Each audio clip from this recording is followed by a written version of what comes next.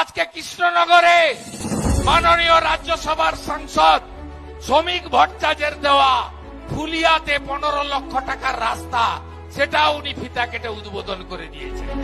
তপশ্রী কর্মসূচি, ওটা পথশ্রী নয়, তপশ্রী। একটা টেন্ডারও ম্যাচিওর করেনি, কেউ কাজ নেয়নি।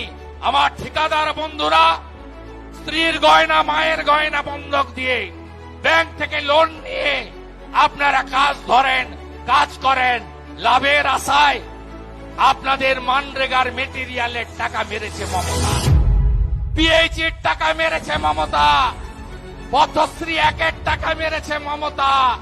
মমতা ব্যানার্জি এপ্রিলে প্রাক্তন হবে, কেউ আটকাতে পারবেন না, কেউ আটকাতে পারবেন না। আমি নন্দীগ্রামে হারিয়েছি, আমি আপনাকে বললাম ভবানীপুরেও হারাবো। মমতা প্রাক্তন হবে, আপনারা কেউ কাজ করবেন না, টাকা পাবেন না। বিজেপি এলে কাজ করবেন, কাটমানি মুক্ত হবে, সিন্ডিকেট রাজ মুক্ত হবে, মাফিয়া রাজ মুক্ত হবে, দোষণের রাজনীতি মুক্ত হবে।